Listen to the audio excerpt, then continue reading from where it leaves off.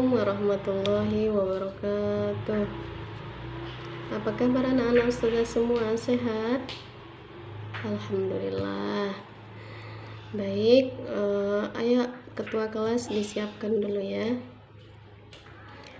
Waalaikumsalam warahmatullahi wabarakatuh.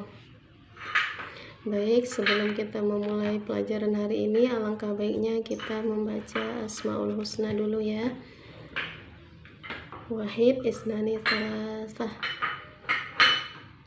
Nas'aluka ya man huwallahul ladzi la ilaha illa huwar rahmanur rahim al-malikul qudusus salamul mu'minul muhaiminul azizul jabbar.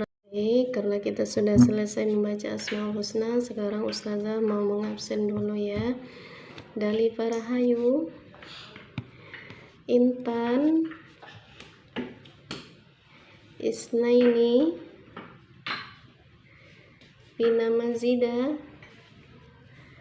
Alhamdulillah hari ini hadir semua ya.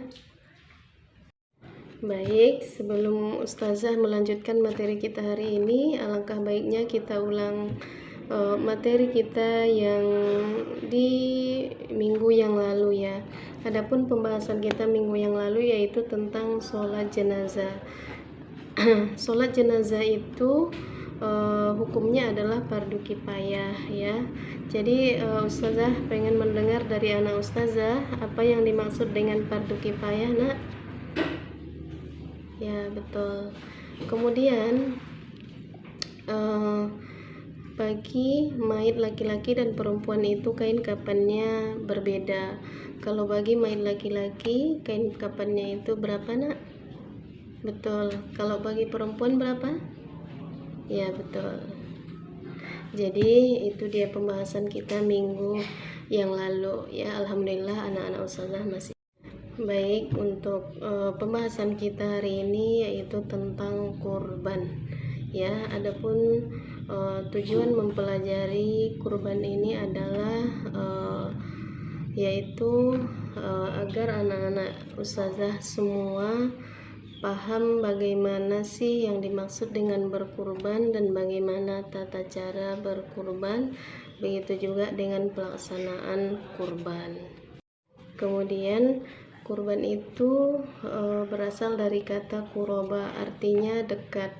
Menurut syariat Islam, kurban artinya adalah mendekatkan diri kepada Allah Subhanahu wa Ta'ala sebagai bukti cinta atau ketaatan kita kepada Allah Subhanahu wa Ta'ala ya. Kemudian sebelum ustazah lanjut, ustazah pengen bertanya, apakah di dalam kelas ini ada yang sudah pernah berkurban? Ada? Alhamdulillah ya.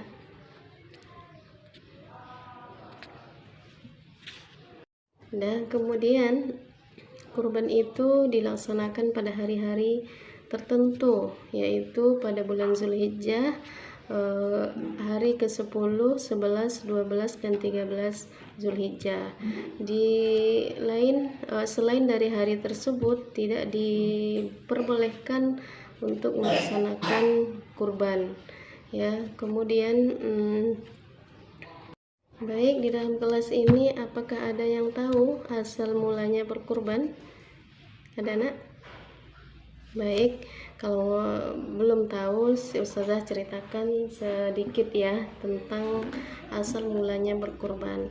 Jadi asal mulanya berkurban itu adalah ketika Nabi Ibrahim rela berkorban atau mengorbankan anak yang sangat ia cintai untuk dijadikan kurban demi perintah Allah Subhanahu wa Ta'ala yang datang lewat mimpinya ya. Ketika dia bermimpi, Allah memerintahkan dia untuk menyembelih anak yang sangat ia sayangi ya. Padahal Allah Subhanahu wa Ta'ala sedang menguji Nabi Ibrahim, tapi karena bukti ketaatannya terhadap Allah Subhanahu wa Ta'ala, akhirnya Nabi Ibrahim pun rela atau menyetujui untuk mengorbankan anaknya yang bernama Ismail Kemudian di saat Nabi Ibrahim hendak menyembelih anaknya, maka Allah mengganti Nabi Ismail dengan seekor domba. Itulah singkat ceritanya. Jadi sampai mulai dari hari itu sampai sekarang tetap ada yang dinamakan dengan. Jadi semenjak kejadian itulah, atau semenjak terjadinya kisah antara Ibrahim dengan Ismail sampai sekarang, sampai ke umat Nabi Muhammad, atau kita yang sekarang ini adalah sebagai umat Nabi Muhammad masih melaksanakan yang namanya kurban, ya. Baik anak-anak ustazah, jadi untuk hewan kurban ini tidak semuanya bisa dijadikan kurban, ya. Seperti ayam misalnya, itu nggak bisa dijadikan kurban. Kalaulah seandainya ayam bisa dijadikan kurban, mungkin semua orang sudah banyak yang berkurban setiap tahunnya, ya. Jadi hewan-hewan yang dikurbankan itu contohnya seperti sapi, domba, kerbau, kambing, unta, ya. Jadi itulah hewan-hewan yang bisa dijadikan kurban. Kemudian hewannya itu pun harus memenuhi syarat, tidak boleh sakit atau tidak boleh ada cacat, misalnya giginya ompong, atau misalnya telinganya tangkal satu, atau misalnya kakinya pincang, ya. Jadi hewan yang seperti itu tidak diperbolehkan menjadi atau dijadikan hewan kurban karena tidak memenuhi syarat tertentu. Kemudian bagi anak-anak ustazah yang ingin berkurban, ya, bolehlah mulai menabung dari sekarang. Mudah-mudahan tahun depan kita bisa ikut berkurban. Amin ya rabbal alamin. Jadi untuk satu ekor sapi itu biasanya bisa sampai 7 orang, ya. Berarti kita harus ikut berkurban selama 7 kali barulah sempurna jadi seekor sapi atau kerbau, ya. Kemudian untuk tata cara penyembelihannya, ya, kita harus menyiapkan benda tajam dulu. Bendanya ini harus tajam, ya, tidak boleh yang tumpul, ya. Kalau kita jadikan untuk menyembelih hewan kurban pakai benda tumpul, itu sama saja kita menyakitinya, menyakiti hewan tersebut. Jadi harus kita siapkan benda yang tajam. Dan ada gambar yang ustazah pegang ini. Gambar ini adalah gambar di mana orang-orang sedang melaksanakan penyembelihan hewan kurban. Yang pertama, apa yang kamu lihat di situ? Ya, ada kayu, ya, kayunya ditaruh di bawah, kemudian kepala sapinya atau kepala hewan kurbannya itu ditaruh di atas kayu tersebut, ya. Kemudian kita ketika memotong hewan kurban tersebut harus membaca basmalah, kemudian membaca sholawat Nabi, kemudian mempercepat prosesnya agar hewan kurban itu tidak tersakiti. Baik, kemudian setelah selesai proses penyembelihan, kemudian dipotong-potong, dibersihkan, ditimbang, ya, kemudian nanti barulah dibagi-bagikan, ya. Itulah proses atau tata cara penyembelihan hewan kurban. Sampai di situ anak-anak ustazah paham? Bagi yang ingin bertanya, ustazah persilahkan. Ya, coba kamu amati gambar ini, kira-kira apa yang ingin kamu tanyakan dari gambar tersebut, ya. Oh ya, pertanyaannya bagus sekali. Apa perbedaan hewan kurban dengan hewan akikah, ya? Kalau hewan kurban itu dagingnya kita bagikan mentahnya. Tapi kalau hewan akikah kita masak dulu, kemudian baru kita bagi-bagikan, atau kita undang orang ke rumah kita, ya. Itu perbedaan antara hewan kurban, salah satu perbedaan antara hewan kurban dan hewan akikah. Kemudian kalau misalnya hewan akikah itu dilaksanakan ketika bayi baru lahir, misalnya umurnya 7 hari, kemudian 14 hari, kalau nggak sanggup di 7 hari, hari ke-14, kemudian hari ke-21, kemudian begitu sampai seterusnya ya. Nah, jadi akikah itu hanya satu kali dalam seumur hidup ya. Ada lagi yang bertanya, anak-anak Ustazah? Paham?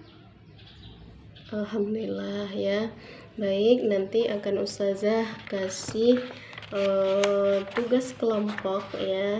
Silahkan dibagikan kelompoknya sebanyak 4 kelompok, dan akan Ustazah kasihkan apa saja tugasnya ya. Kemudian nanti setelah untuk tugas mandiri atau tugas dibawa pulang ke rumah ya, nanti ketika kamu pulang dari sini, tiba-tiba di jalan ketemu dengan hewan yang kena tabrak misalnya, contohnya ayam misalnya ya, apa yang harus kamu lakukan kepada ayam tersebut ya. Itu untuk tugasnya nanti ketika sampai di rumah. Untuk tugas kelompoknya Ustazah bagi menjadi 4 kelompok. Silahkan dibagi kelompoknya.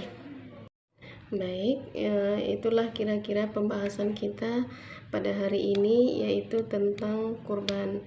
Jadi kesimpulannya adalah berkurban itu hukumnya sunnah muakkad, kemudian dilaksanakan pada hari-hari tertentu, yaitu pada bulan Zulhijjah, hari ke-10, 11, 12, dan 13 Zulhijjah. Selain dari hari itu tidak diperbolehkan untuk melaksanakan kurban ya. Kemudian dagingnya itu kita bagi mentahnya, bukan yang sudah dimasak, akan tetapi kita bagi yang mentahnya ya. Baik anak-anak Ustazah, untuk pembahasan kita selanjutnya kita akan membahas tentang jual beli ya. Kita akan membahas tentang jual beli ya. Mungkin itu aja pembahasan kita hari ini. Kurang dan lebih Ustazah mohon maaf. Wabillahi taufiq wal hidayah. Assalamualaikum warahmatullahi wabarakatuh.